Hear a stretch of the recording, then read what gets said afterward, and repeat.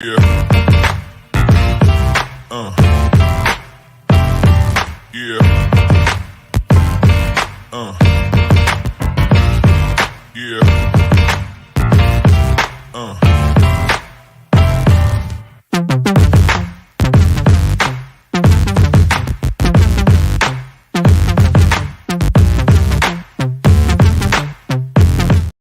Yo, what's going on, everyone? Welcome to this week's episode of River City 93.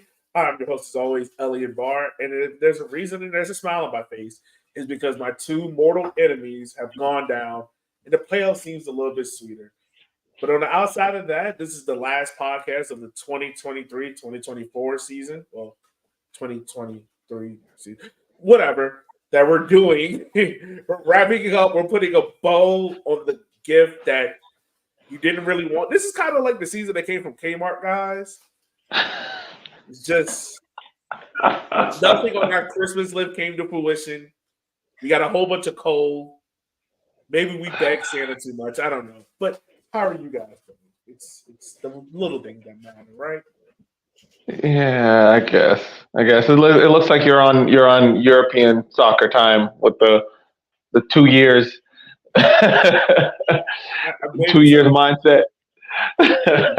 like I'm so dejected by soccer from the Richmond Kickers that I'm just like, I don't even want to watch Man United or anyone else. Like I'll focus on that later, maybe around Oh, Thanksgiving.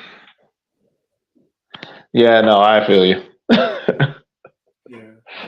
Kate, how are you doing, homie? I'm doing well. Happy to be here. Sad that this is, the last sort of podcast of the regular season, but hoping that, when weekly recaps start again, our recaps can be happier and but with actual positive results to review. So hopefully this is the last dejected podcast covering. Yeah, this is the last one, hopefully. Last one that we have to speak about this season. But guys, we got some house news to take care of. First and foremost, Darren Sawasi got a 1-year extension. He will be back at the club moving ahead of next season. So the continuality happens. I know there's been some discussion on Facebook and on the chat boards about Darren getting extension. I want to hear you guys' opinion on it first, but what do you guys think about it? Do you think it's the right move, or do you think Rob is tying his ties to a sinking ship? I don't know. To be honest with you, I feel that jumping ship to another coach right now would actually be a worse decision.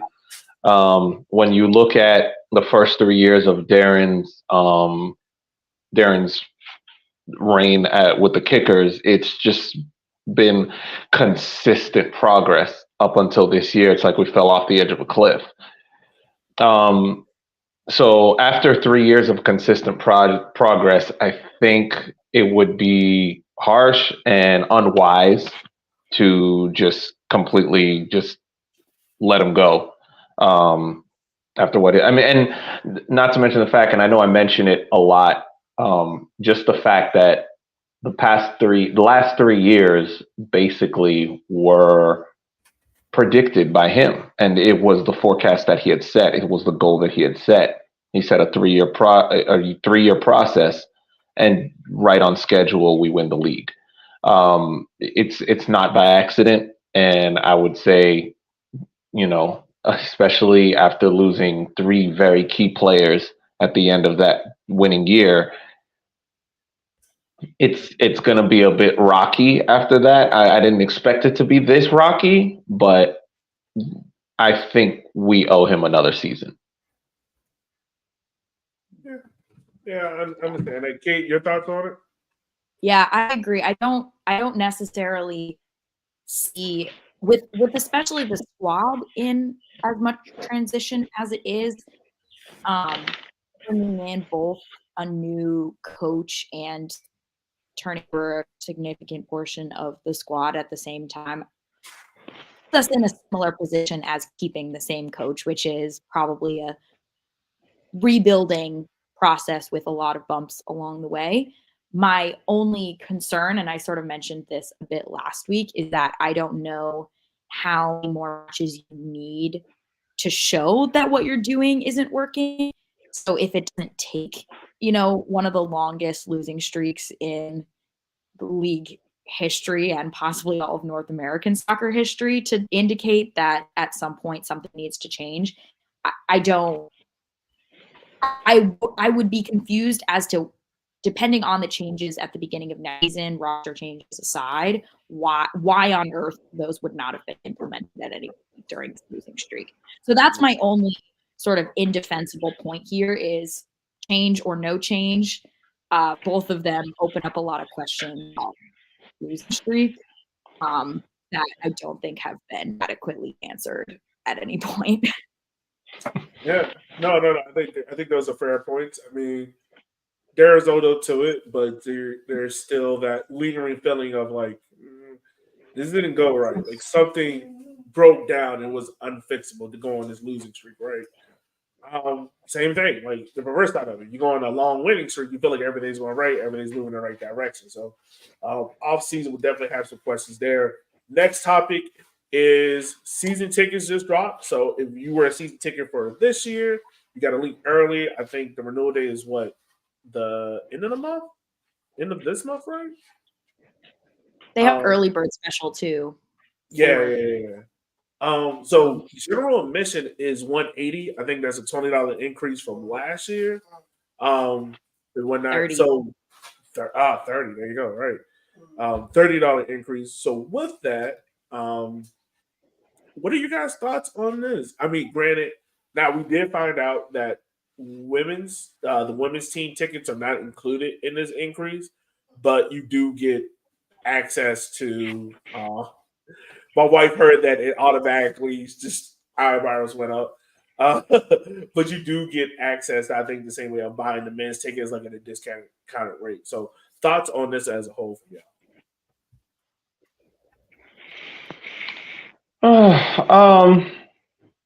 I'm not really, and I think I'm in agreement with Alexa with the raised eyebrows with not including the women's games, because it being the first season, that's when you want to get as many butts in the seats.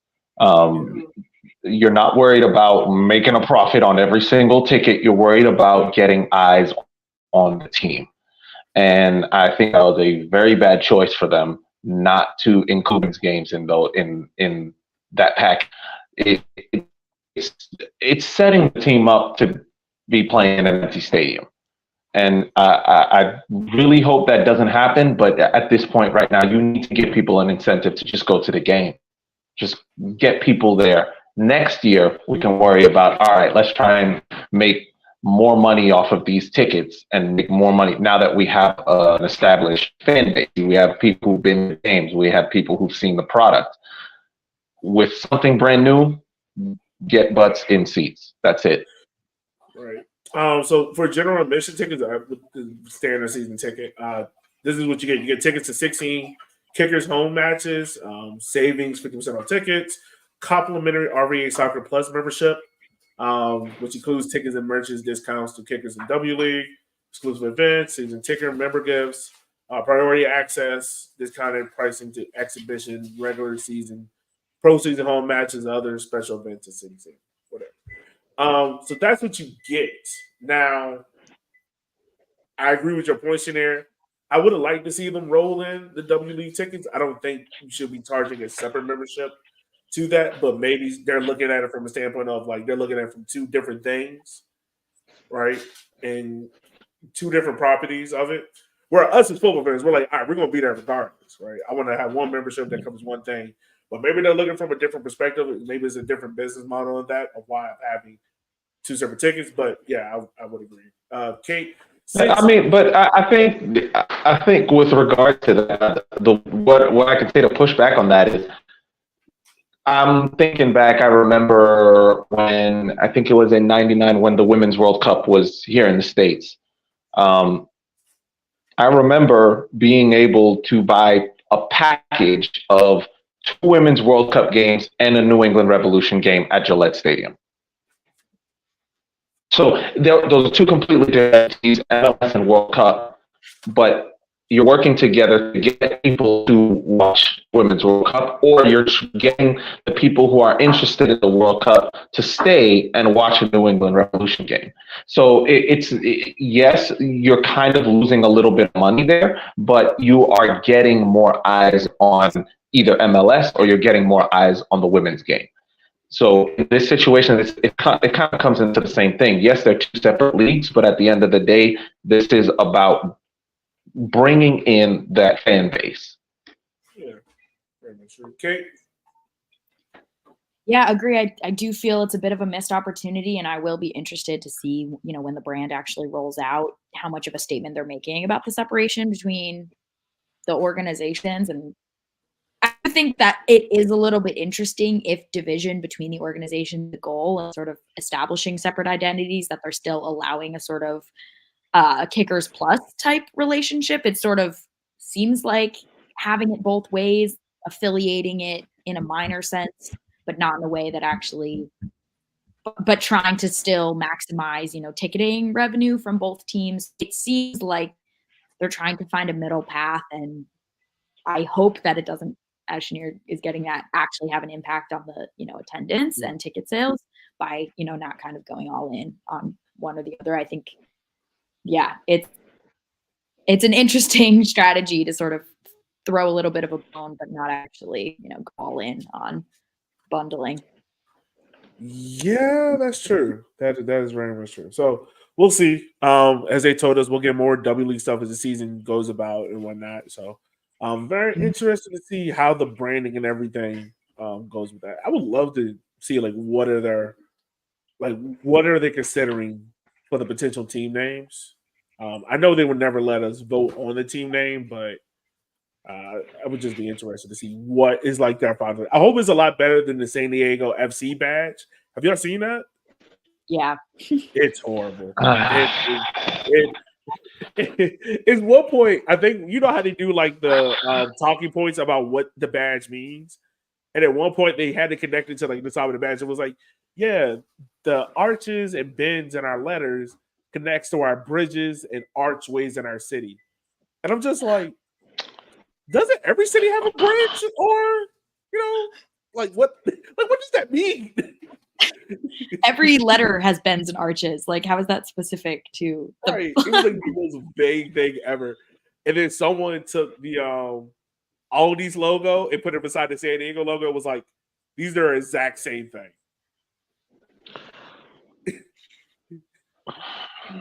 It's bad. It's bad.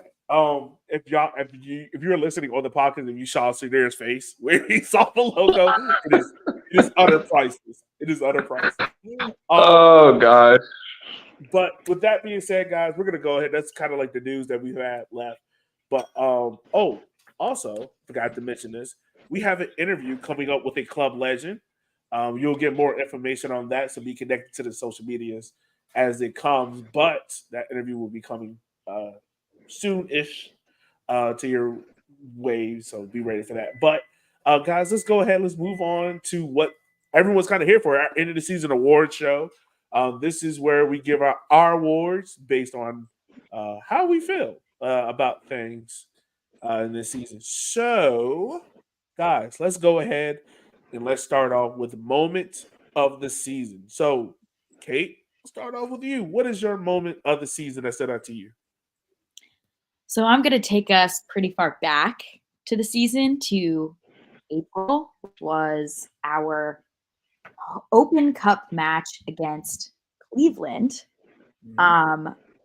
This was a game that had a lot of unfortunate weather delays, so we were there far into the night. So of course that's going to affect player performance. But in this game, for anyone who was there were not that many people there.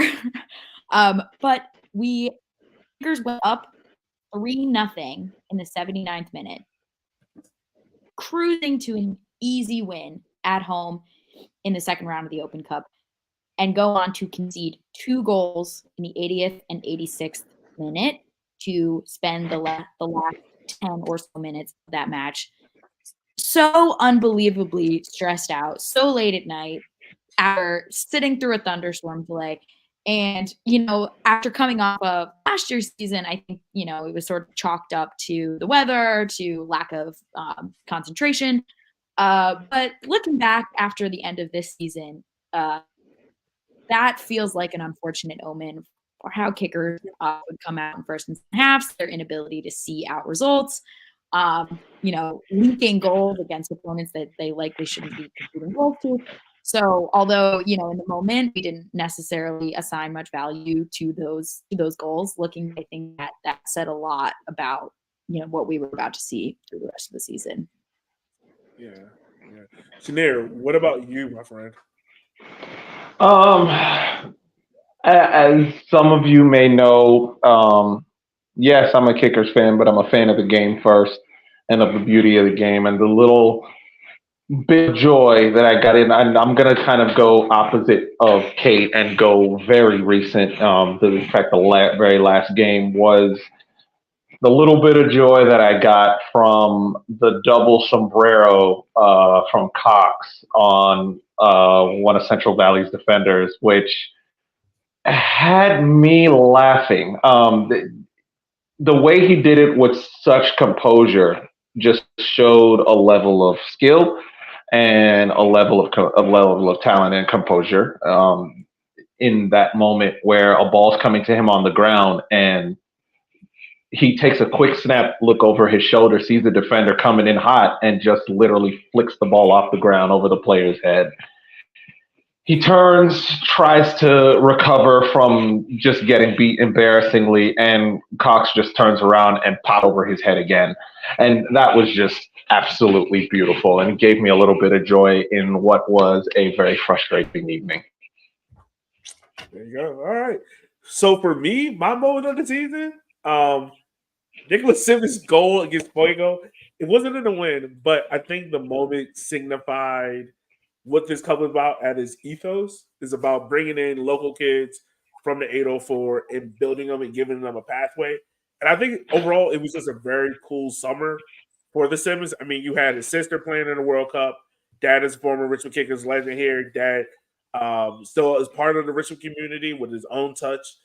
And seeing his son score in City Stadium, I think is pretty dope. And also it's like Darren in the latter part of this year, but even before that, Darren's enthusiasm about building the youth academy has always been there. To see one of his products that he's identified, him, Mika, and Connor identified, do something significant in a USL League One game, I think is huge. And I'm excited to see what he has going forward. Now, I don't know if he'll be part of my dog's agreeing with me. I don't know if he'll be a part of the team as a pro player going forward, because I think he still kept his still an economy contract. But if he decides to become a pro, and hearing it from other vets that are on that team, I think he has a very bright future. So, yeah. All right. So we have a moment of the season. Now we go ahead and move on to goal of the season. So, you guys have a different goal in the season, or do we all have the same one? I'm agreeing with the one we have listed. All right. So for those who are wondering what the goal of the season is Mr. Justin Sukow's Olympico against South Georgia Tormenta that gave us, I believe, the draw there in our second matchup. Not gonna lie, it was nice. It was nice to see. And, I mean, honestly, this also is in the run. I think where Suko was unplayable. Like I think in that part of the season, we were like, all right, if there's nothing else in the midfield that works, it's Suko right now. It's harder to say that the season went on, but at that moment in time, he was the part that was really working hard, man. I would love to see him kind of I wouldn't say he lost his confidence. I would just like to see him be more consistent. I think that's the thing that Suko has to get better at his game, is just being consistent at doing the little things, right? This moment show now. Sometimes Olympicos are, they are luck, right? You don't plan to go out here and score an Olympico, but it takes some level of talent. And Suko showed that talent. So yeah, that's what I have as the goal of the season. Any other goal do you guys consider in this to be goal of the season, or this is the definitive one? Because I think didn't this one make sports I think it's top 10? yes. I think so. Yeah. Yes, Yeah. it made SportsCenter top 10. I don't think we had, from my memory, I don't think we had any other goal this season that wasn't just straightforward. All right, we scored. I mean, this one was breathtaking. It was absolutely amazing. We had pretty amazing close run things. Like I think I remember there was one. From Bentley, a volley from right in front of goal, and I think it skimmed off the crossbar. That would have been, for me, goal of the season if he had buried that. But of the goals we scored this season, they've all been pretty straightforward. This one stood out like a sore thumb. Yeah, pretty much. The only honorable mention would be going to, there were a couple late equalizers at City Stadium in the back half of the season, but I think the fact that, a draw was that we were mustering up, that we didn't have the sort of epic moments of the late winners that we had last season takes the joy out of a late equalizer. If Yeah. if it's one a regular string of games, that's fine. But if all we're getting are, we're starting with equalizers, it was definitely a symptom of how bad things were. Yeah. All right, guys. So next we have player of the season. Once again, anything different than what we have in our Google Doc? Our Google Doc is our secret brain, for those who don't know. But anything different? No, he's head and shoulders above the rest. right. In terms of the totality of the season. All right, so our player of the season is Mr. Neil Vignos, the magician. Guys, to be frank with you, he had a fantastic season. Even though this team did not play up to their ability, he finished, I believe, second in the league in chances created. That alone is amazing for someone that it was on a team that we're creating goals from open chances, but yet he was still assisting and getting chances in. So, give you this little stat from Neil Vignos. He has 6 goals, tied for his most in a season. Last year, he had 6 as well. 3 assists. He also converted. Converted 3 penalties. And also with that, yeah. So, you guys' thoughts? What about Neil Vignos made him the player of the season this year? What made him be head over tops the best player for this Richmond Kickers team this year? I mean, Neil is like you said it, magician. Neil, and I've said this many times before, he doesn't have a lot of pace, but he's basically proved that doesn't really matter that much. The movement with the ball, the way he kind of glides through players, some of the passes that he finds that I wouldn't even have noticed. He just manages to see the game in a different way than everyone else on the, and that's how he's able to create some of these chances, create some of these opportunities out of nothing, and with a team that's struggling to create chances. Yeah. And I saw especially, over the course of the season, as the team's sort of confidence and form nosedived, his confidence almost the complete opposite. He's continuing to take players on in midfield, continuing to sort of be audacious and ambitious, and his head never dropped. His goals increased in the second half of the season as opposed to the rest of the team.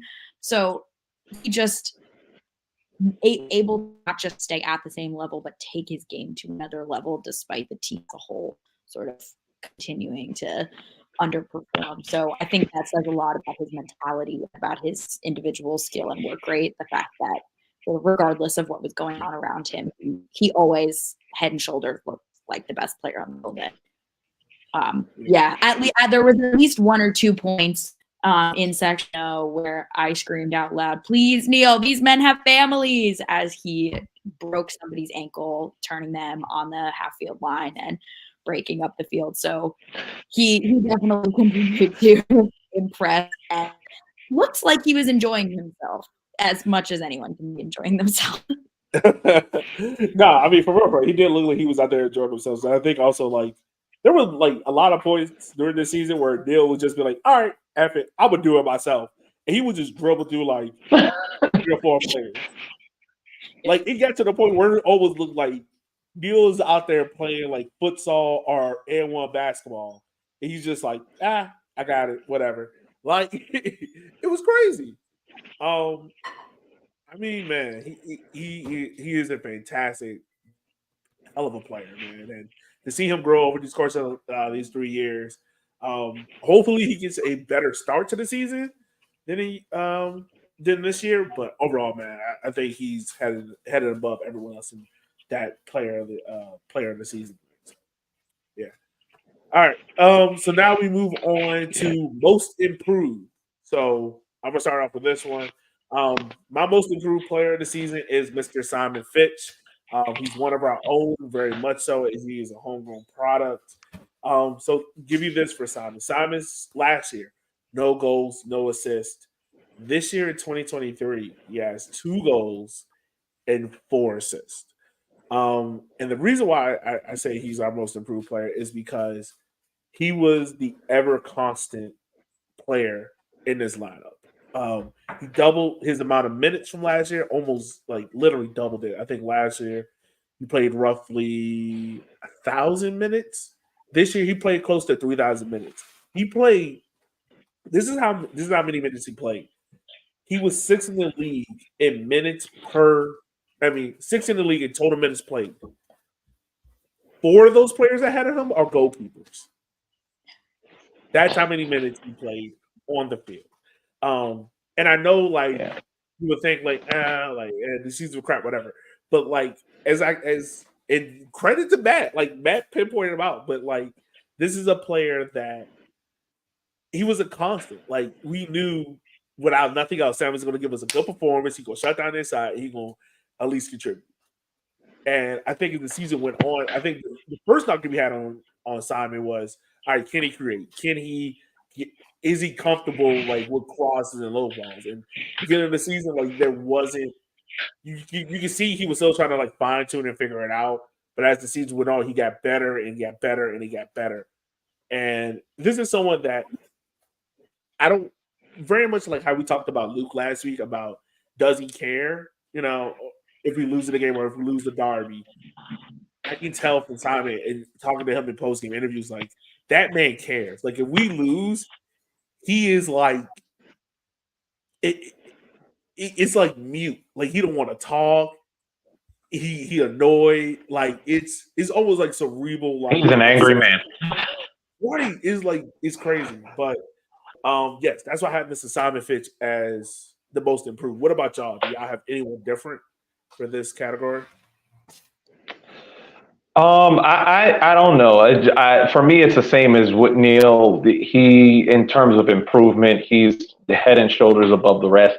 Probably, I would say, with the exception of Hornsby, because I think we saw a different side of him this year. And which is interesting. Our 2 fullbacks are our 2 most improved players, but I still think Fitch is is improved a lot more than Hornsby. Also, another thing is I clearly remember us last year talking about how Simon Fitch struggled with 1v1s, defending 1v1s. And this season, he definitely switched that around. He definitely was one of those players that was very hard to get past, very hard to deal with as a winger when you're trying to bomb down that side of the field. So he basically took his weakness and he turned it into a strength, which is a sign of a very good player and a very much improved player. Yeah, very much so. Yeah. Kate, anything you want to add to it? Oh, yeah. Yeah, mostly that, when you look across, our roster, it's a lot of we don't have a lot of youth currently in the roster. When you're looking at players, who are maybe haven't reached their ceilings or have the ability to improve. I wouldn't say there's a ton of there are a lot of older players in the roster. So I see him as a player who, even still, I don't think he's reached his ceiling. There are definitely some areas that Fitch has grown so impressively. It's hard to believe that he wasn't starting last season because of how ever present he's been this season and how confident, poised, composed he's been over the course of the season. So his ability to step into that starting spot without blinking and just grow on the smooth trajectory that he has is really impressive. And I don't think he's reached his ceiling. So I think one area that I noticed has improved a bit, but would love to see more from him is aerial crossing. I think he's very good at crossing on the ground. But his aerial crosses, I think, are one of his areas for improvement. So I think I still see him able to keep improving as well, which I think is really important.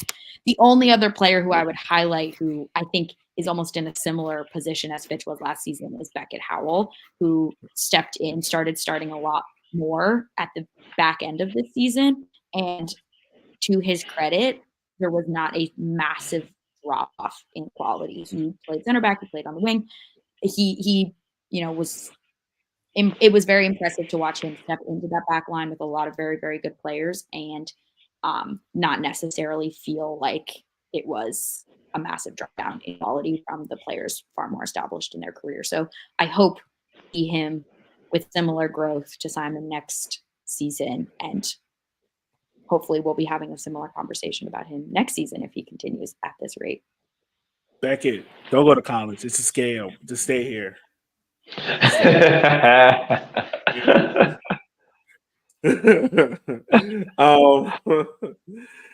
So we got Mr. Simon Fitch is our most approved. I like the Beckett House shout out as well. He kind of came in and did a solid job. Like, did a tremendous job.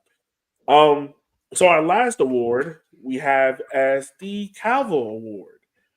Now, if you don't know who Calvo is, just go type in Calvo Richmond Kickers stats. You won't understand why this award exists. So this is something that we hate for the entire season. Matt kind of came up with this award because of my disdain for Calvo. As I don't see how you're right back and you start in every game and you produce nothing. Not even assist. Don't see it. So this is the thing that you hate from this season, or the thing that bugs you the most. So my Calvo award was getting swept in the Henny Derby. Now, the Henny Derby is a 5-year-old trophy. We haven't won it every year, right?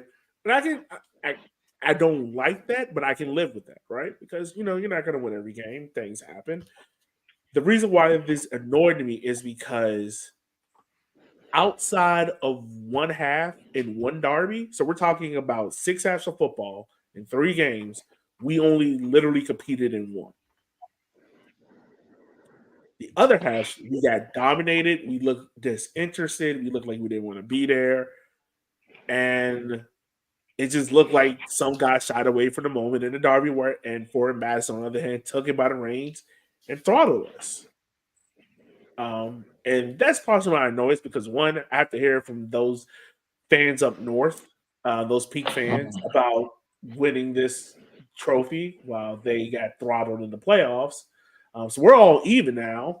But yeah, what is your guys' Calvo moment of the season? My Calvo moment is an interesting one. And kind of just literally tells the story of this, especially the second half of this season. I just want you guys to take a guess of which player has the highest shots on target per 90 rating for the Kickers. Ooh. There's got to be someone that shoots a lot.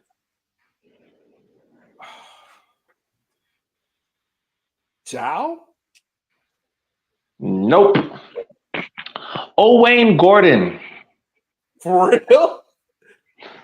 With 0.9 shots on target per 90. In 18th place in the league is Chattanooga. You know how much their top shots on target per 90 player is at 1.5. Wow. And that's just the team that's in 18th place. And that just shows you, like, it's like throughout most of this season, we couldn't hit a barn door.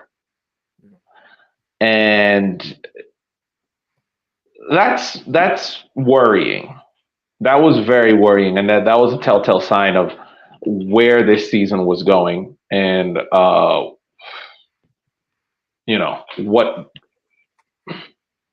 was happening with this team this season. The only team that has a lower shots on target per 90 record than us is the team that's in last place, Central Valley, but not by that much, especially after the game last week, where they kind of got a little closer to where we are. So that's my Calvo moment that's my Calvo award of the year. The abysmal shots on target per 90 rating that we have for this season. Kate, what about you, homie? What is your Calvo moment of the season? So I'm going to go with you, Elliot, on the Henny Darby record this season and specifically pinpoint the home game experience of it all. Two of those matches were at City Stadium. And on multiple occasions did Forward Madison run over and celebrate their go-ahead and game-winning goals right in front of Section O.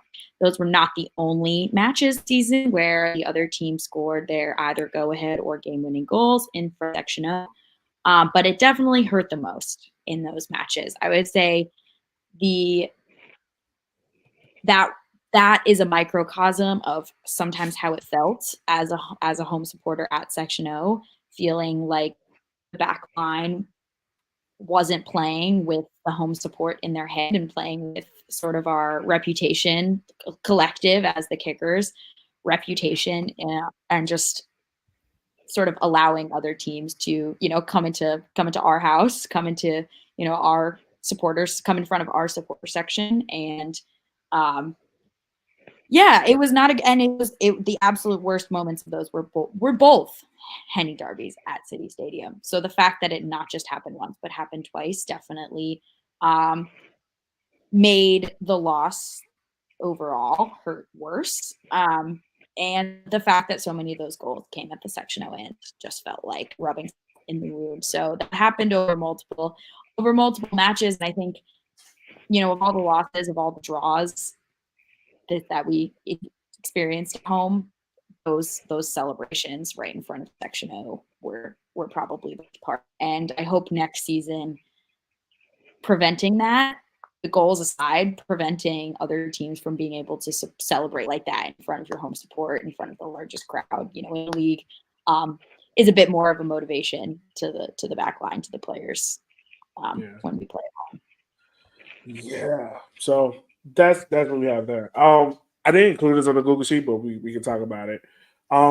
Youth player that stood out to you the most, or youth player that you like the most. For me personally, Beckett Howe. He played in 12 games, got 435 minutes. So, and he kind of pretty much started, I think, with the last 3 or 4 games to close out the season, and then look out of spot. Like, we're talking about a defense that was leaky at best. And he didn't look like he was adding to that, right? He kind of looked like he was ready for the moment, didn't look out of place, was playing well. For you guys, any youth players stood out to you?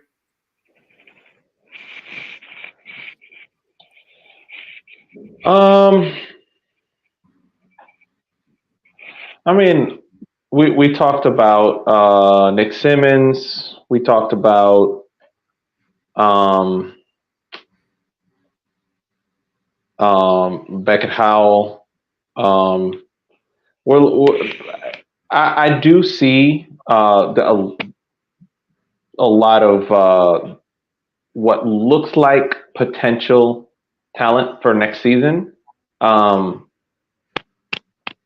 I don't know. I'm hoping that we can get these players to actually continue to play for the Kickers and continue to improve. Unfortunately, you have the situation um, of college that's drawing a lot of these players away and whatnot. But the youth is, I think, where Darren is going to be able to pull most of his improvement from. I don't know if going and trying to scramble around the league to find replacements for some of the players that were either below par or are not coming back is really going to work. One key element that makes me feel that is that most of the players that have left the Kickers and gone to other USL League One teams have had a massive turnaround in performance after leaving the Kickers. And it makes me feel like, okay, what's the point in trying to grab someone from the league and bring them here if they're leaving and doing better when they go? So I think the youth is where it's supposed to come from. There needs to be, I think, a bit of a better connection between the Richmond Kickers Youth Club and the Richmond Kickers Pro Club. I know a few years ago, they on the business side of things, they completely separated as two entities. And I think it's been since then that we have seen kind of a decline in Richmond Kickers youth players becoming Richmond Kickers Pro players. So hopefully this kind of changes that with, Richmond United now coming into the picture. We're drawing from several different clubs in the Richmond area. Basically, Richmond United is drawing their talent from Kickers, Strikers, and FC Richmond. So hopefully that will bring more and more talent onto the conveyor belt to put at Darren's disposal for next year. But again, I need to see what his plan is for next year before we can talk about whether these youth players are going to perform next year or not. Yeah, one name that we haven't mentioned who did pick up a lot of minutes was Johnson. I did think he was bright. He was creative. He had a impressive work rate. It would have been nice for him to get a goal. It was great that Nick Simmons got his goal, but Landon had definitely put in a lot more minutes, and it would be nice for him to be able to have a goal on his resume to show for all that. But I think that he played really well. I think his minutes absolutely need to be managed. All the 16-year-olds' minutes need to be managed very, very heavily. One of the big conversations in the major pro leagues right now is player burnout. The players who break onto the scene very, very young and end up getting thousands and thousands of minutes under their belts before they're 22 or 23, and seeing how injuries later on in their careers, or the mental toll of that, of being treated like an adult when essentially you're still a kid, sort of has. So I think managing minutes and managing expectations for youth players, it will be really important. As bright as Simmons and Johnson were, I hope that they will still be treated like the kids that they are for the next few seasons, and sort of develop physically and mentally before sort of thrown to the tumble of men's adult pro soccer. So I thought Johnson had a great. His cameos were great, and he in my opinion deserved a goal. But as Shanir said earlier, we couldn't hit a barn door. So I guess it's just part of the forward line experience to not get a goal this season. Yeah. No, I mean, I think we had 1, 2, 3, 4. Really, 4 youth products play significant minutes this year. Gabe Cox got 66 minutes. Nicholas Simmons got 123, Landon 324, and Beckett 435. And really, if you take what the 3 starts Beckett has, Beckett is probably lower part of 100. So, Kate, to your part, like Darren is protecting these guys. He's not just like the closest one is Beckett, and Beckett's been on the team now for 2 years, so in 18, so he kind of been around the pro system. He's close to 500 minutes, Landon, he signed a pro deal, and his numbers even kind of declined after that. So I think Darren is doing a good job of kind of protect those guys, not letting them get too much burnout. It does suck that we had to rely heavily on Nicholas, Landon, and Beckett, at parts of our season. But once again, that's because when you have kids and not a lot of depth, them kids gonna play. But yeah, hopefully we don't see burnout for them. Now we kind of head more into a little bit more discussion points. So let's get to the talking points that we have. So roster decisions: who's staying, who leaving. So the way how this is going to work, guys, I'm going to go through the roster. We're going to talk about who's not leaving in a sense, but more so who's not secure for a contract for next season. So with that being said, you guys kind of let me know, do you think they're staying? Do you think they're leaving? And if so, which league do you think they might go to? So as I pull up the roster, which I should have already pulled up, because I was doing a bunch of other things. All right, here we go. So first and foremost, make sure I got it right. All right, Michael Hornsby. Do you think he's staying or leaving? I think that we've all heard rumblings that he is looking to leave, but not because of the team, not because of the league, but homesickness, looking to go back to Germany possibly. Would love for him to stay, but would understand if the decision is not coming from from a business perspective, coming from a personal perspective. It's understandable. Shanir? Yeah, I agree 100%. It's just a lot of very disappointing and scary unknowns that we're looking at. But what you gonna do? So you didn't really give me an answer there, but that's fine, Shanir. I got Hornsby is leaving. Unfortunately, Kate, I think you're right. It's not like we don't want him back. Like if the Kickers in December said, "Hey, Hornsby's back on a 1-year deal," I think we'll all be like, "All right, cool. That's our left back. We're settled. We're good."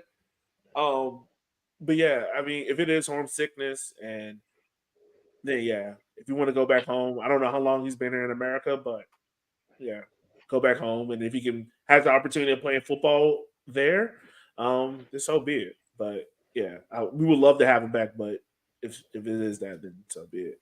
All right, Mr. William Palmquist, staying or leaving? I personally have him as staying. What about you guys? Yeah, I think so too. When you look at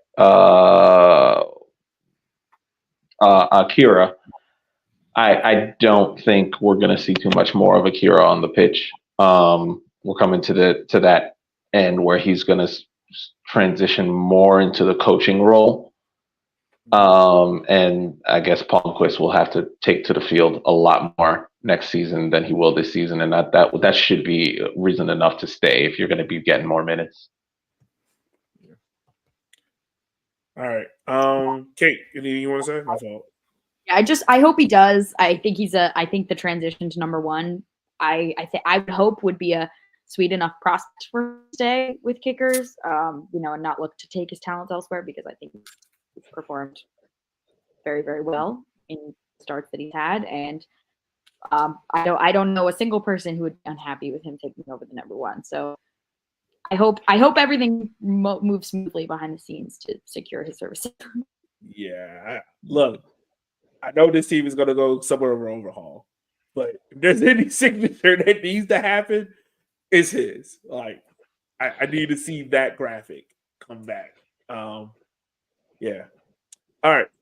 So going down the list, we have Mr. Jake Meacham, staying or leaving. This one is tough. I'm on the fence because I can make an argument for him staying, but in that same token, I can make an argument for him leaving. I think more so leaving. didn't get many minutes. And to be honest with you, when he did get minutes, he had little sparks that I could see other teams looking at and seeing that's something that can be built on. I can see him getting drawn somewhere else. And I think if anyone else says, we'll take a chance with you and you'll play way more minutes than you did with the Kickers, he's gone. He's gone, absolutely. Yeah, Yeah. I'd say he has a pretty high ceiling, but we didn't necessarily get the time to develop that this season. So, yeah, it would be a question of whether or not he figured more into the manager's plans. Yeah. So he had 4 starts, 20 played in 21 games, 578 minutes. And near the end of the season, he wasn't. And a lot of times he wasn't on the starting 18, wasn't in the starting 11. I personally would like to see him stay because I think, like, especially if you lose on Hornsby, like he's the guy that you can easily put into the left back slot, whatever. And I think he can still mature and grow. I would like to see another person come in and push him, but you can see there is still some development there, right? Consistency is another thing. I'm gonna lean towards staying. I think it might be an easy signature given, this Kickers' lack of money or finances to go out there and maybe sign. Multiple stars. I think having a guy that you kind of already developed and seeing what he can do going forward, especially, will be big. All right, so that's Mr. Jake Meacham. Next we have is Mr. Chandler O'Dwyer, staying or leaving. I see a possibility of Chandler staying. He's kind of been our Swiss Army knife so far, and that's a role that you can really get comfortable at if you're staying at a club. Some examples. The most high profile example of that in the world of soccer is James Milner. Being just comfortable instead at the club he's at. He's like, all right, I'm the guy. If you need any position covered, I got it, and I can perform well. And the reliability of O'Dwyer makes him a valuable player. And I think the Richmond Kickers do value that. And if they are showing him that they value that, he's most likely going to stay. Okay. Yeah. And so, as you said, if there's a push on the tactical side towards a system, it might be useful to have a player who has a few years under said system, or close to said system under his belt, who can slot into different positions in that system rather than trying to bring in a new player and teach him how to play in all those different roles within the system. So, if depending on how much the system, capital T, capital S, drives player decisions, there could just be a sort of a cost benefit analysis of trying to keep a player who already has that level of familiarity. Yeah. I don't mind him not staying. I think he's a good midfield option. He got better as the year went on, even coming very close to scoring some chances. I still think about like that Lexington opportunity he has where he almost scored it. He did score a goal this season. But I just think about that opportunity and near the end of the game. But Darren, listen to me. I know you listen to these podcasts because you told me that you do. Stop playing him at center back. He's not a center back. He has the height. He has the size. That man ain't a center back. Okay. The only time you play him at center back, and when we're up 4-0 in a back 5 in the last 2 minutes of a game, don't play that man at center back. Don't play that. Please don't. Okay. That's just my personal PSA there. So now we move on to a guy that we gave goal of the season to, Mr. Justin Suko. Do you guys have him staying or leaving? I hope he stays. At least we can have a solid midfielder behind Neil that can actually provide some support in that role. He had his really awesome spells. We talked about it earlier. His really awesome spells this season where he was untouchable, scoring that Olympico in a game where he was on fire. That's a player you want to keep. We retools, we reset next year, and he can come out swinging the way he did at certain points of this season.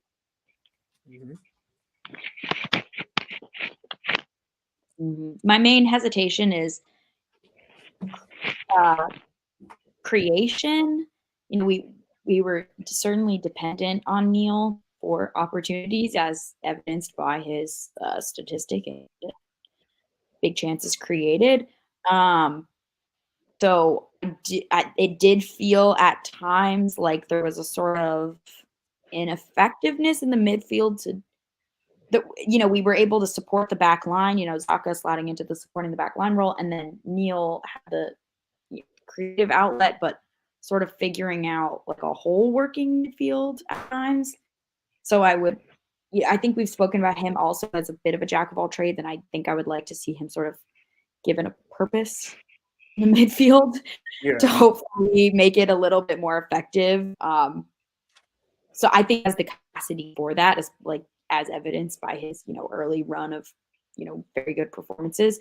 So I would hope, status quo, not ideal, but, actually sort of carving out a role for him in the midfield, I think would be useful going forward. Yeah. So for me, I got him leaving. I think Chandler staying, Zaka staying, Neil staying, and whoever got into yet, but I think Jao is staying. I think Justin might be the odd man out, and Darren might be looking to bring someone else in. Like you guys are saying, he really is a master of. He can do a lot of things, but he doesn't do one thing really well.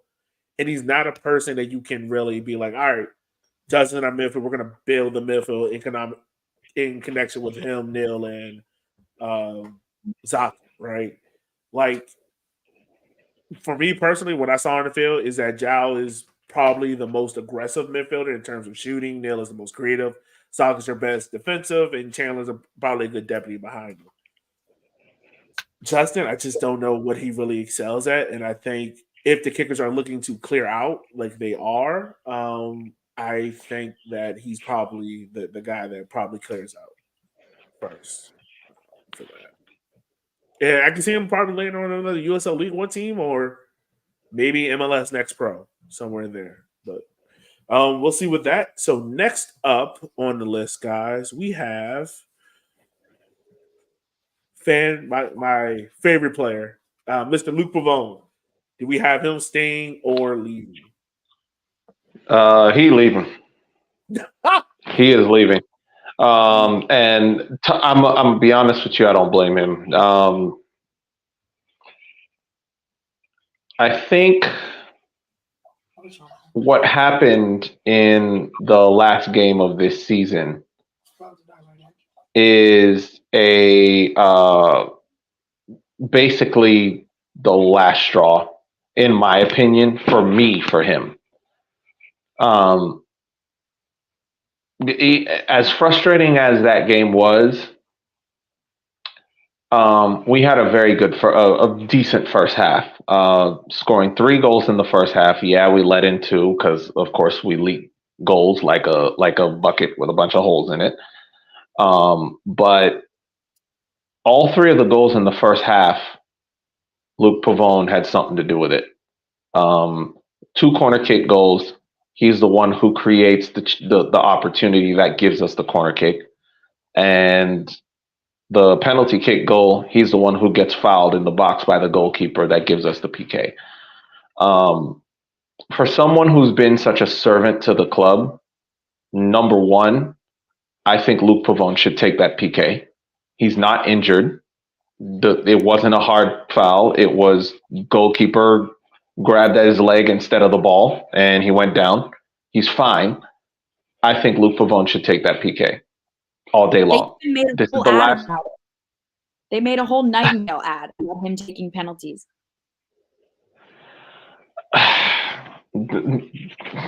I rest my case. I rest my case. So at the end of the day, you're looking at a player who, first of all, gave his all in the first half, was almost unplayable on the right side, created the chances, played a part in all three of the goals in the first half, and he doesn't start the second half and isn't given that PK when he's the one who earned it. I understand you may be saying Neil Vigneault is your PK taker. Regardless of what happens in this game, we're still 19th. It doesn't matter. Let that man take the PK. He's earned it. And for you to take him off and not play him the entire second half, like you start the second half without him, is absolutely shambolic to me. I know you're saying, oh, we need to get the young guys on, but you can put them on at the 60th minute. You can put them on at the 65th minute. You give Luc Pavon that chance. So in my opinion, he's leaving. He's not staying when that level of neglect is going on his side with what he's given to the club. You're muted. Sorry about that, Kate. It's on you. Yeah, I agree. I think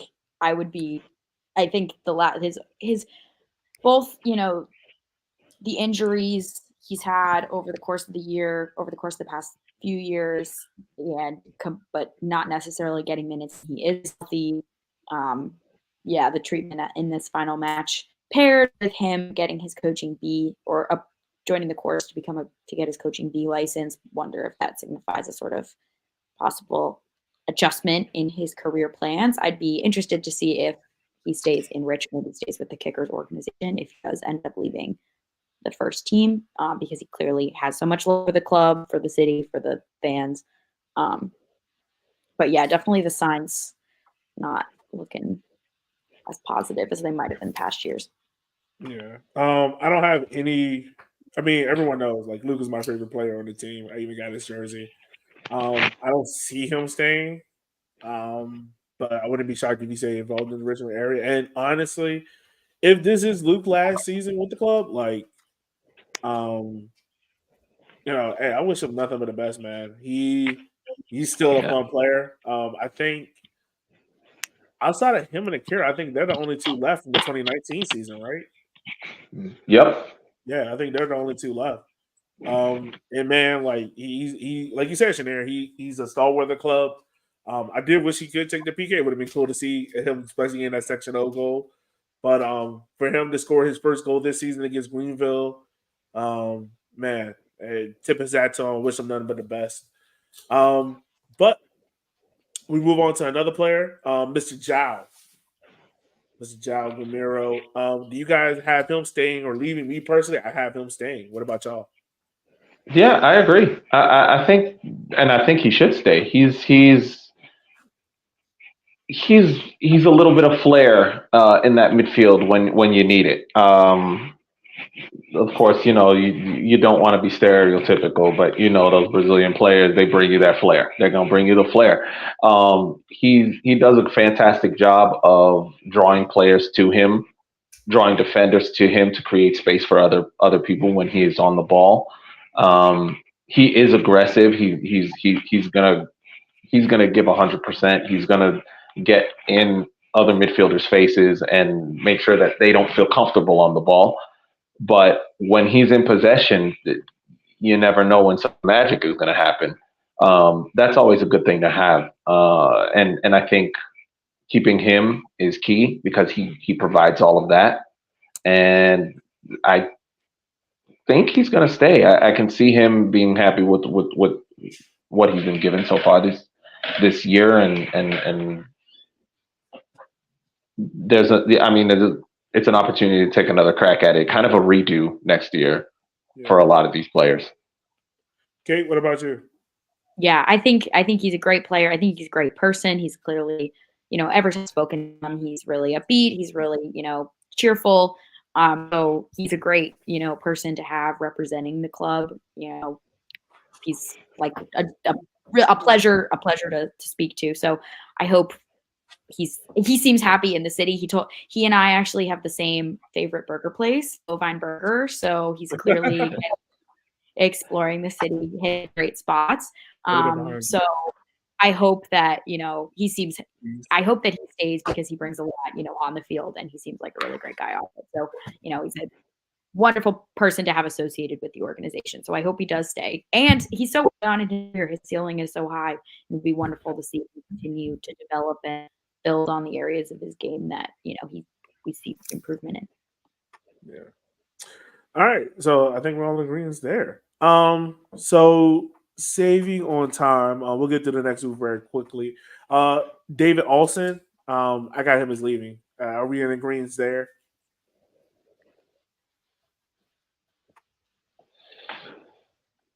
By the lack of silence, I hear yes. Yeah. I think it took y'all that long to recognize who that was. Yes, he's gone. Yeah. I don't know if, again, someone like that, it depends on what direction Darren wants to go in. He's been on this team for 2 years, and he's played less than 200 minutes. There's no point. Cut it and go. Just move on. Yep. All right. Next, we have the guy that came in mid-season, Mr. Ryan Sierakowski. I have him as staying. I think he's a good possible starter, but also a very great backup for this team needed. What do you guys think? I agree. I think he should stay. Sierakowski is he ever since he came in, he's been proficient, he's been useful, he's been consistent, and he's played on both sides of the flanks of the front line. He's played on the right, he's played on the left, and he's done good in both. So I mean, if you need someone versatile up front for the system, as we talked about, he's a guy for the job. Yeah. Mm-hmm. Yeah, he has experience. He actually scored goals. Can't say that about every person who played up top for the Kickers this season. So, and he scored more than one. So it that alone speaks, in a system where so much we're struggling for, form and confidence. Someone coming in mid-season, and although it wasn't quite the smash hit we all were probably hoping for, it was something. There was some positive take. I think keeping someone around who can still form coming into a new team, coming into a new capital S system halfway through the season and still, produce, I think bodes well. Getting a bit more time in that system. Yeah. I think we all agree there. All right. So we got Mr. Sarcastic. Next up, Mr. Ethan Decker. Do you think he will be staying or leaving the club? Me personally, I think the amount of time put it in, I think he better stay. But yeah, what do you guys think? Honestly, this is one where I honestly don't know, because he was basically injured for practically the entire season. What do you do? Does he fit the system? Does he not fit the system? He barely played in the system. So even between last year and this year, he barely played. So do you chalk this one up as a loss, or do you try again? He was Ryan Sierakowski. Like, came in, provided goals, whatnot. I think after the injury, yeah, it's hard to tell because he only played like in 3 games and sub appearances. But what I will say is, if he decides to walk away and be like, all right, I'm done, I think it's a hell of an accomplishment to come back from an Achilles injury and go out the way how you wanted to. Like, if you wanted to come back for 1 year, all right, cool. Like I'm not gonna be against it because the kickers did take time into him and kept him on the roster. And so be it. The negative part about it is he will be turning 30, I think, by the time the season starts. So now he won't be turning 30 by the time the season starts, but he's 29 or whatever. But yeah. Kate, my fault. I didn't mean to cut you off there. But what were you gonna say? No, all good. I totally agree. I don't really care one way or the other, to be honest, because we didn't see enough in us to form an opinion on whether he's useful. And so he's going to be competing for minutes with the players who do stay. And on the back half of the 2022 season, I wasn't necessarily doing cartwheels over the fact he was in the squad to begin with. It was sort of an average addition. So, I mean, yeah, I would hope he attempts to sort of pay back the patience and the investment the club put in, in helping him recover and giving him the time to recover this season. But if he goes, I don't think it's necessarily like a loss to the quality. Yeah. Very true there. All right. So who we have coming up next? Mr. Owain Gordon. The Jamaican forward played in 19 games, only had 4 starts this season. Guys, is this another one that we're going all around leaving, or do we think he might sneak his way into staying? I think he's leaving. The few minutes that he's had this season, I think he's leaving. Yeah, I agree. Okay. Yeah. And he can be a lot of fun to watch, but he's also one of the most frustrating players that I've ever watched. Yeah. Yes, absolutely. And somehow the ball goes out for a throw-in. Like he takes a shot and the ball will go out for a throw-in. So he'll do something totally incredible and then make the most boneheaded final play on the ball you've ever. So I've always wanted him. He seems like a player who needs more time rather than less because the ratio of good plays to astonishingly bad plays is pretty high. So he needs more time because he's a forward. The bad plays don't usually lead to anything particularly damaging. But he has the ability to take a player on or pull a sort of easy shot out of his locker. So since he's clearly not getting the minutes he needs to actually, for the spectacular show, I don't think it's a player who. Yeah, I mean, he does amazing things, but then there's also those moments you're like, dude, what are you doing? And yeah, I think close to 31. I mean, he's 32 right now. If he decides to hang it up, call it a day, wouldn't be mad at it. Some of my, favorite moments seeing play, then also some of the head and hands moments. What a player! Yeah. There's a lot of those. So next up is the guy that's been on international duty. Was playing for his home country, Granadas. Mr. Carlton Belmar. Do you think he'll be staying or leaving? He played in 21 games, starting in 17. Do you think he'll be staying or leaving? I have him down as leaving. What about y'all? Same here. I think it's the same situation as Gordon. Mm-hmm.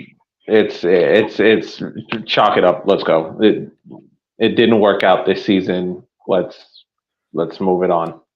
Yeah, and he'll be 31 by the time the season starts next year as well. So yeah. I just don't think. I think what they were expecting was the blistering pace that he had in his youth, and it didn't really work out. I think if he was able to play a little bit more forward, but that's hard to do when you have Amy in the team. The season might have been different for him, but unfortunately, he was put out on the wing, and the way how Darren wants his wingers to be, it wasn't a good fit for him. So I think moving on might be the best thing in all parties interested here. Yeah. My fault, Kate. Oh yeah, no, I would totally agree. I think he's the opposite of Gordon almost. I always wanted him to play less minutes because it seemed like playing longer stretches. He couldn't, have those bursts of pace because he needed to preserve his legs for like a number of minutes. I almost wish he'd made more cameos and been able to sort of dig deeper into his locker over shorter periods of time. But I didn't think I wished he'd made some more cameo appearances, and so almost reverse profile or whatever I want to see from them, but don't. Yeah. All right, and the last player on the list is Mr. Matthew Bentley. This is one that I feel like is going to come back and bite us in the ass. Almost like how Olex did. I think he'll be leaving, but I really want him to stay. What about y'all? Same here. I agree 100%. I think Bentley needs a full season playing in his most comfortable position. He hasn't had that since he came to the Kickers. And like you said, I feel like if we don't keep him, he's going to go to another USL League One club, and next year he's going to be the bane of our existence. He just has the makeup of a striker, and if I have a feeling if he gets signed to another club, he's going to punish us. Yeah. I mean, honestly, like, this is the guy that scored 6 goals last year. Granted, this year he only had the one and he had his struggles. Like, there is a good player in there. It just wasn't consistent enough this year, and I think the overall offensive struggles, he's a part of it. But I would hate to just throw that away based off of one season, especially when the hopes were so high this year. Kate, your thoughts on Mr. Bentley? Yeah, I agree. I think it's tough when you have a system that doesn't maximize the skills of the players, because in this league, I think it can be hard to bring in players based on their profile. Like, I don't think the recruiting side has the luxury of being able to exclusively recruit off of player profile, because you have so many factors. So it is tough to think that. I think, yeah, a good player, there's a good player there who hasn't been given the positioning to match that, because he had some of our highest quality shots and opportunities. He hit the woodwork multiple times, and so I think he was one of the players who bad luck really was the difference in the the stats that he has, as opposed to sort of in addition to the sort of general malaise in the goal scoring. He, especially in his position, provided a lot. And yeah, it's tough because I think it would be hard to recruit a player with his attributes who is somehow like the perfect way. It's just tough. There isn't quite the ability to recruit the way there are in higher, in big credits or in higher leagues. So it's a tough one to try to see a good player possibly cut loose purely based on a system issue. Yeah, most certainly. So those are the players that we have. Some, we can see staying and leaving. I think we have more leaving than staying. It's funny, we had a bunch of defensive players probably staying, and we had a lot of attack players leaving. So that lets you know where the problems were in this team this year.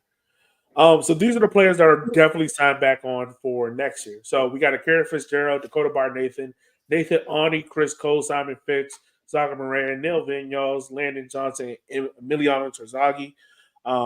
Akira has a deal extension to 2024. The rest of the players have a deal extension to 2024. I mean, Akira has 2025. So to give you this, guys, this is going to be their age at the start of the season. 36, 29, 27, 28, 25, 28, 27, 17, 31. My thing is, and we can talk about it a little bit. My thing is, this team has to get younger because so much of the core is going to be close to 30. And honestly, if you take Akira out of that, because I doubt he'll be the number one, and Emmy, who's the oldest out of this group, You get Dakota, who's the oldest at 29, and then the youngest out of this core is Simon Finch at 25.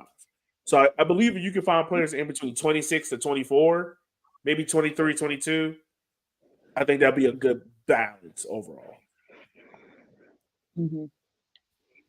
And I think, some of the older players who we've talked, like Gordon, Belmore, who were signed for their experience, for the career, the clubs on their resume, haven't necessarily worked out the way some of the younger signings have. So looking younger definitely, it feels like a smarter strategy. Yeah. Shanir? Yeah, I agree 100%. This team is getting older. It's time to bring in that middle range age, because we've got all of these fresh out of the academy guys that have gotten minutes. Where are the 22 to 27 year olds? That prime years of their playing type players. When you look at other teams in the league across the spectrum, they have literally a representation in every spectrum of the age demographic. We're very top heavy and bottom heavy. There's nothing in the middle. We have players that are approaching 30 or in their 30s, or we have fresh out of the academy kids, and there's not really much in the middle. Because it's the group of players that are in that middle group that really provide the most for a team in general, because that's when you're at the peak of your playing career. You're at the peak of your skill level. That's when you're the most useful. Yeah. Just to give you a little bit of context, right now, this is before deals are done, there's only 4 players in between the age range of 23 to 24. That's Jake Meacham, Chandler Dwyer, Simon Finch, and Michael Hornsby. That's it. So that's what we got going on there. Yeah. So guys, let's talk about the 3 things needed for next season. So this is what I have, and we can kind of just talk about it genuinely. But the first thing is, in order to fix things for the Kickers, there's 3 things that I identified that need to be fixed in order to get us back to where we should be in the top. Like, this club should be a top, at least, at bare minimum, top 7 club, right? Doesn't always have to be the 1 seed, doesn't always have to be the 2 seed, but at bare minimum, like, our expectation should be home playoff game, making a play, right? So for me, we need to get players that can contribute in multiple roles. We saw that kind of not work this year for Darren, as he had to just throw players in certain spots. Like, we saw Belmar play striker, then winger. We saw Matt Bentley play winger, play all across the front 3. We've seen Zaka play center back. We've seen Chandler Dwyer play center back. We've seen guys kind of all over the place, right?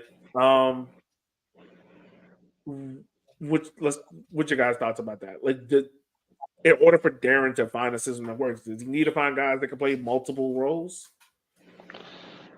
I don't think he necessarily needs to find guys that can play multiple roles. I think what he needs to do, he needs to identify the mainstays and build a team around them. I'm going to use one example. For example, we know we're hoping that Matt Bentley comes back next year. Matt Bentley, to me, and if you play him at a number 9, with his skill sets, he's like a cross between Matt Delicat and Luke Pavone. He's going to give you that high press hustle, but he has the build and the physical attributes to be a target striker, to be that guy you can get the ball into on crosses, to be that guy who can finish in the box. So if you can really develop him into that player and build a team around him. So I would say a midfield that isn't scared to step up and be the cover for his press. Wingers who are able to cross the ball and find him in the box without just blind and not just blind crosses. Wingers who are able to come inside for him to lay the ball off to. You're looking at a team that can actually create, because I think our defense has not really been the problem. Our defense has just always become punch drunk because we have no threat in the attack. When we have no threat in the attack, other teams are coming at us. And when they're coming at us, eventually our defense gets completely worn down by the end of the season. And that's when you end up from July to October, we don't win a game.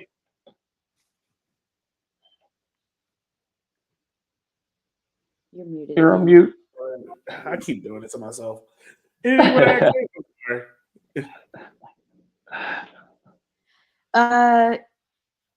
No, I think that was a perfect summation. Yeah, I agree. I think, yeah, I honestly, from a player's perspective, I don't know what I don't know if like me, I'm not a coach, but I would say you have great players. You should design a system around that maximizes the strength of players you employ. Clearly, I'm wrong. Clearly, I don't know what I'm talking about. So I don't know what Darren has going on in his mind, that what he wants. I mean, we've seen a really bad version of what he wants his teams to play like, and we have no idea if he's going to continue to pursue that single-mindedly, or if he's going to go back to attempting to maximize the strengths of the players in the squad. So yeah. I would love to see good players who could probably do one thing. All right. So the next thing I have is depth at defensive positions. This year we saw our defensive players play a bulk load of minutes, which isn't a bad thing, but those, it's a long season. Guys break down. We saw Dak had an injury that kept him out of the team for numerous games. Michael Hornsby, Ani didn't finish the season out strong. He has his up and downs. I think we got to invest in that depth there. What do you guys think? I agree. I do feel we need depth, and especially, I think more so, especially we need depth in the fullback out wide in the back. Fullbacks, now the game has evolved to the point where fullbacks do some of the most running on the field. So you can't say, all right, every week in, week out, we're going to have the same two fullbacks. You're going to need to give them some rest, because there's a lot of mileage that's going to be going on those legs. So I think we need a lot of depth in the fullback realm. Reliable depth is what I am most concerned about.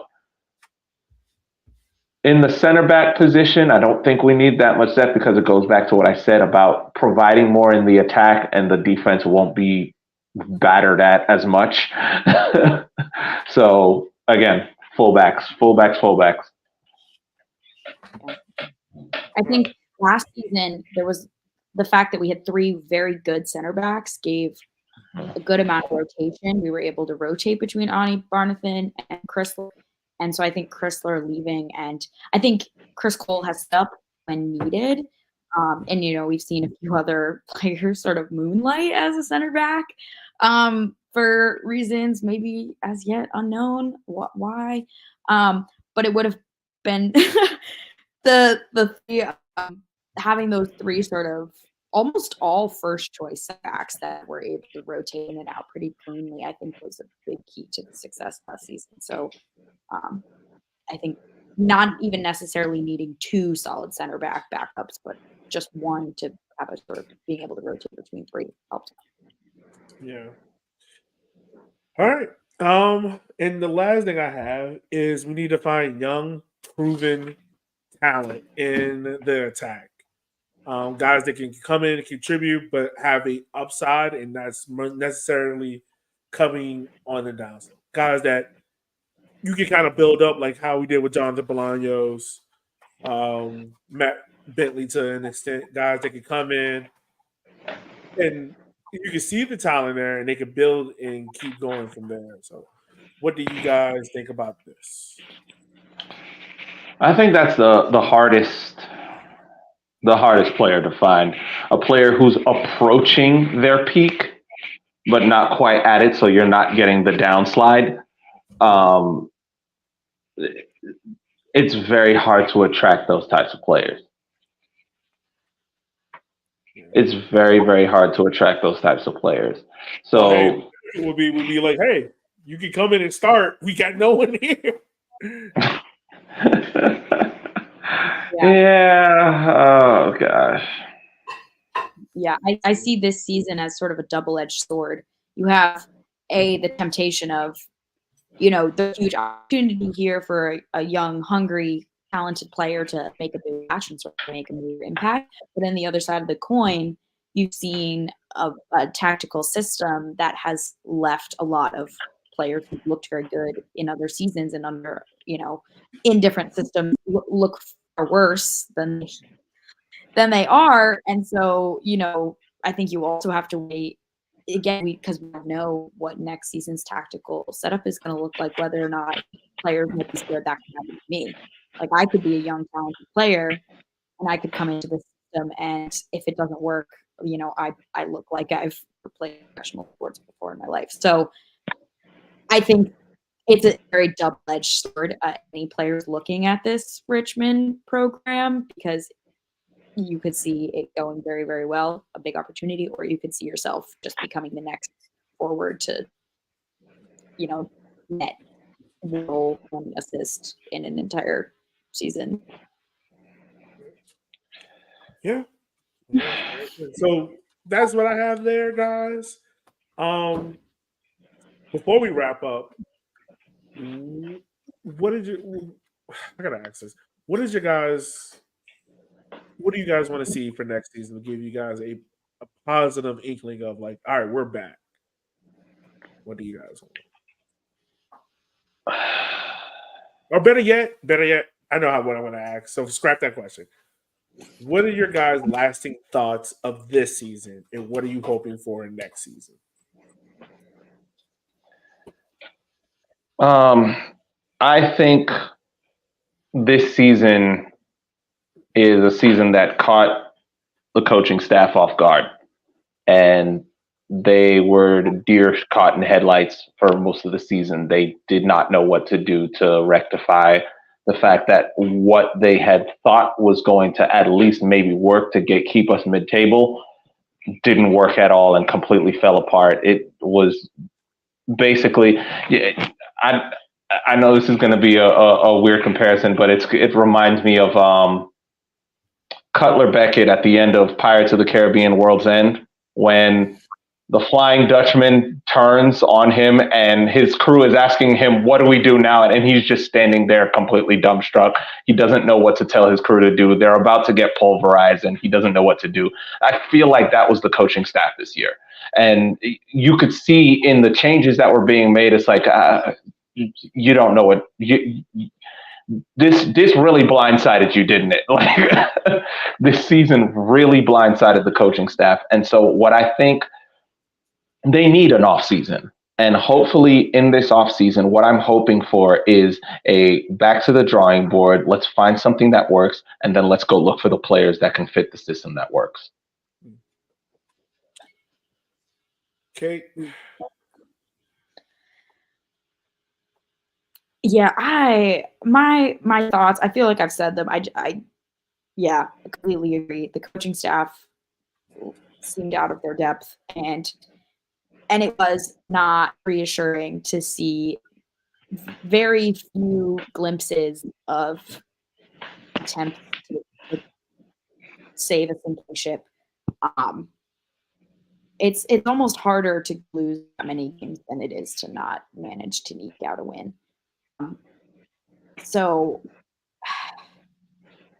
yeah, I don't know what I want. That the best case scenario is we come out and we win on opening day next season, and we end this lose streak, this non-winning streak, as quickly as humanly possible, as it gets back in our hands. That's basically, honestly, winning on the first game of the season could change my mind about a lot of things, and anything other than a win. I know that that's a tough bar, but I didn't see much to give me hope about almost anything this season besides setting up around Neil Vinyals and Emmy Terzaghi. So if we don't do that, then I don't know. I would say, and that's very true. Because I mean, that's going to be a target for all season. Like, it's been X amount of days, months, hours, seconds since we haven't won. So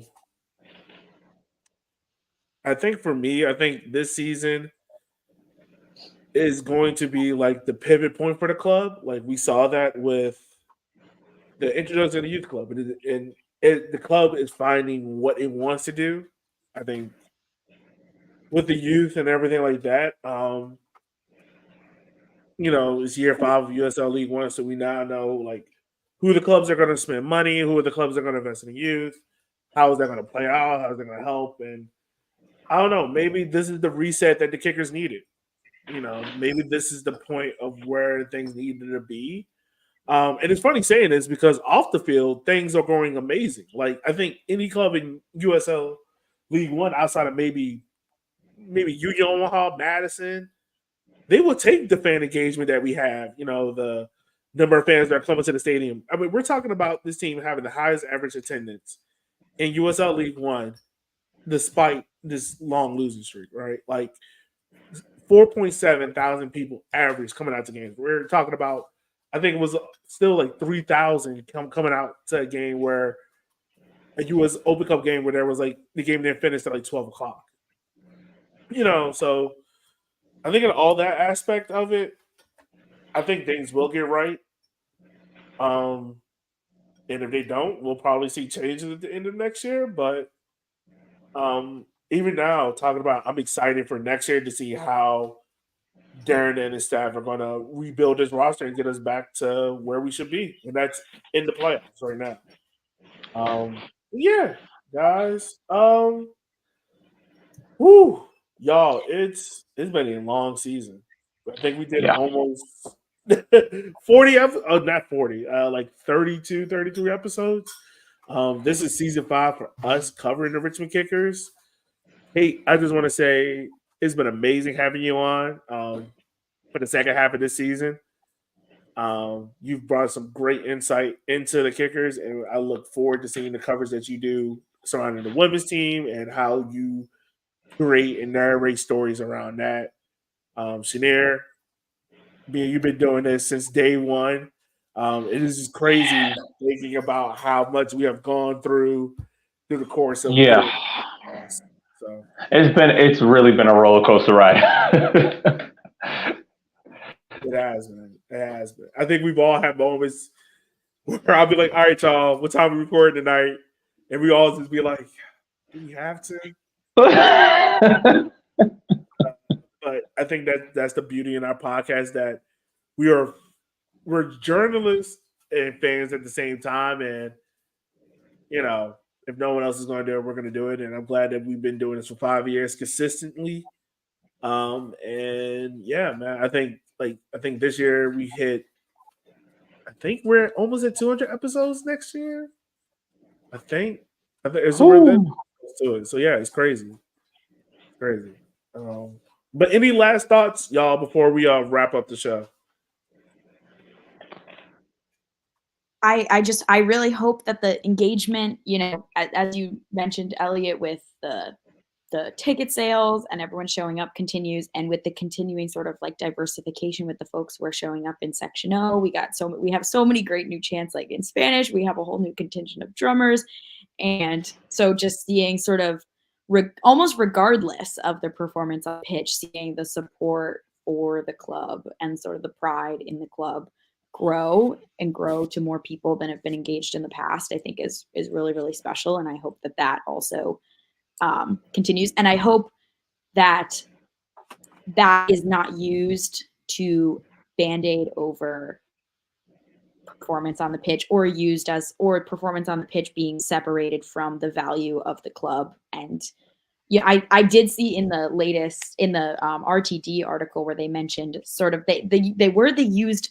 I remember being like, they said it's almost like despite the performance on the pitch or something to that effect, and I was almost like, I don't want to see the fans being engaged to say we don't care about what's happening on the pitch and we don't expect a good product, to reflect the support. And so I hope that as the community sort of support and growth in support team is motivation for improving the product and not sort of become the scapegoat or the sort of like, well, we'll always have this great fan base.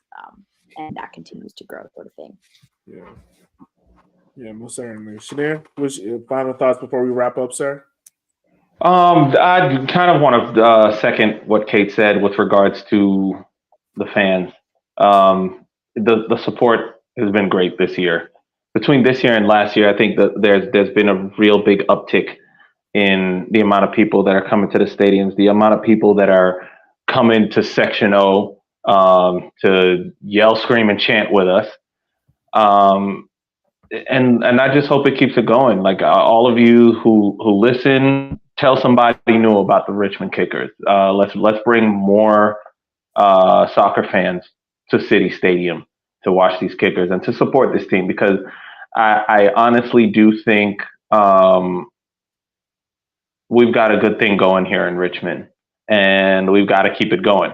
The only way we can keep it going is by filling that stadium up every Saturday, every weekend, every game. Yeah, no, that's very true. And I mean, I think it'd be disingenuous for the club, like you said, Kate, to think that like we don't care about results, because you very much do. And you cannot have it both ways, to where if we're doing great on the field, you want to promote it, you want people to care, and then when results don't go our way, to be like, the fans don't care. They love the club that much. So you gotta do it both ways. Fans are not dumb. Sometimes the club can be a little vague in their language, on and off the field, which doesn't really help. I mean, we're sickos, so we're always going to be around, but it doesn't help sometimes with engagement with casual fans or fans who are trying to win over. It's always my hope. I would just love to see the club to be a little bit more direct in their language. It's okay. Like sometimes let us peek behind the curtain to see what's going on. But I will say this: when this team gets on the field in 2024 for their first home game, and if you have kids listening right now, you might want to tell them soccer words are about to be used. I don't give a hot damn what you have to do. Them colors, them jerseys better be red. And I ain't talking about the goalies. Thank you. I don't want to hear nothing about, it's a black jersey, but it's red. No, idiot. No, it's not. That is a black jersey because you got black shorts with it. It is 70% black. I know this because I'm a black man. No, we're not playing that game. All right? I'm not colorblind. All right? I don't want to hear, it's midnight red. No. I want to see a 90% red jersey. It can have a little black, have a little white. I don't care. It better be red. Kickers red. It better be red. Mm-hmm. I don't care about nothing else. The away jerseys, look, we already talked about them in the league. It is what it is. But that home jersey better be red. Yep. Oh, please, allow me to be able to read the number and name on the back of the away jersey as well, too. Please. Because when I'm watching it on TV, I have no idea who's who. Okay? Unless they give me a close-up and I can see their face, I have no idea. Because I can't see those numbers and letters. Yeah, so with that being said, y'all, and once again, I just want to say thank y'all, Matt, Gabe, for everything y'all done. It's been some long Sunday nights that we had to do this. We worked. The thing that we've done, as many episodes that we've done, with given our busy schedules, is amazing. I thank you guys so much for wanting to do this with me. I think we've all loved the club in our own special way, and this is a great way how to wrap up this season, even though it sucked off the field, I think I'm so excited to see what's going to happen in Section O with that growing and whatnot. And all the fans that have listened over this podcast this year, we just want to say thank you for taking the time out of your day for listening to our show, because truly we wouldn't have a purpose of doing this. So much so that within 5 years of doing it, we are about to hit 20,000 downloads. And we are being listened to in over 10 different countries. So honestly, just thank you guys so much for what you guys do. It means the absolute world to all of us here at River City 93. So for Gabe, Matt, Chenier, Kate, and myself, for the last time in 2023, up the ruse, be easy, and be safe. We will holler at you guys at the start of next season. Adios.